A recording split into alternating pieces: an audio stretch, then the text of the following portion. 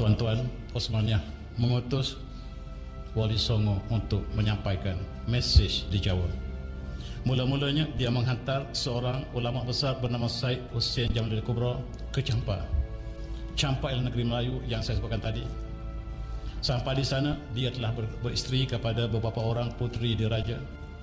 Dia berkahwin dengan puteri-puteri yang berada di kawasan Champa, antaranya Kerajaan Cermin, dan melahirkan Wali Songo yang pertama, Malik Ibrahim Risi. Itulah anak yang dilahirkan oleh Syed Hussein Jamaluddin Kubra dengan orang Kelantan, dan lahirlah Wali Songo yang pertama, iaitu Malik Ibrahim. Malik Ibrahim itu bukan orang Jawa, tuan-tuan, orang Kelantan.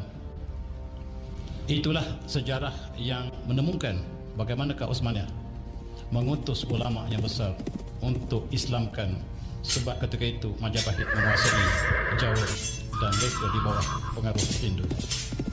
Lalu dengan kebijaksanaan Khalifah, diutusnya Syed Hussein Jamaluddin Kubra, keturunan Rasulullah, untuk sampaikan mesejnya, dan maka anak ananda daripada Syed Hussein Kubra ini telah melaksanakan amanah tersebut, dan ke satu masa dia telah berangkat daripada Champa untuk menuju ke Jawa ditemani oleh orang-orang Kelantan. Itu sebab di Yogyakarta ada nama kampung Kelantan.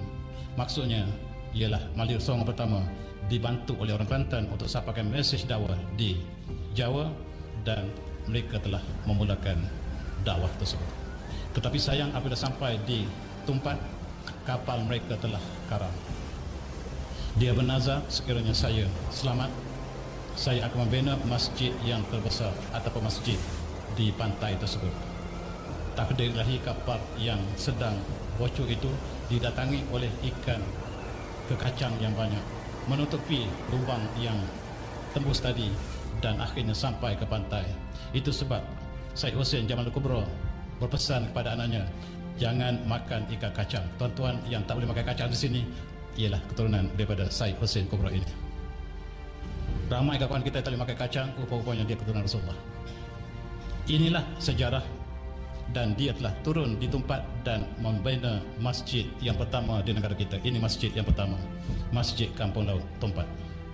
Masjid inilah masjid pertama yang dibina oleh Wali Songo selepas dia telah selamat. Dia belum sampai ke Jawa ketika itu, dan selepas dia membina masjid 3 tingkat ini, maksudnya 3 tingkat iman: Islam, mukmin, dan muhsin.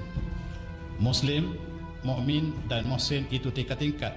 3 tingkat masjid yang kita lihat kebanyakan yang dibina oleh Wali Songo ini menggambarkan tahap keislaman itu sendiri.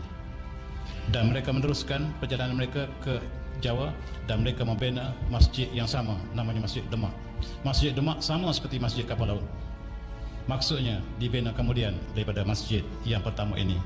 Dan Masjid Kapal Laut ini kita dapat tuan saksikan apabila dia telah datang banjir, runtuh, dan kita angkat kembali dan dibina tempat lain di Nelampuri. Di tepi Nelampuri ini kita boleh lihat masjid pertama yang dibina oleh Wali Songo. Tuan-tuan yang saya hormati, di Jawa bermulalah satu episod yang besar. Wali Songo dihantar satu persatu oleh Osmaniyah. Wali Songo semuanya bukan orang Jawa, tuan-tuan.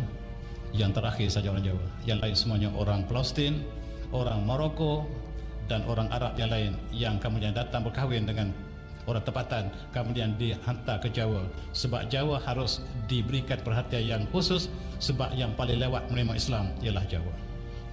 Walaupun mereka telah awal bertemu dengan sahabat Rasulullah, tetapi yang paling lewat menerima Islam seluruhnya ialah Jawa. Tetapi selepas daripada Wali Songo, disitulah terbentuknya kerajaan-kerajaan Islam yang banyak di Jawa, yang telah menjadi pusat perkembangan Islam dalam kurun yang ke-15. Itulah kelebihannya, lewat tetapi mantap selepas penerimaan Islam. Itulah sejarah yang dibawa oleh Islam di Jawa.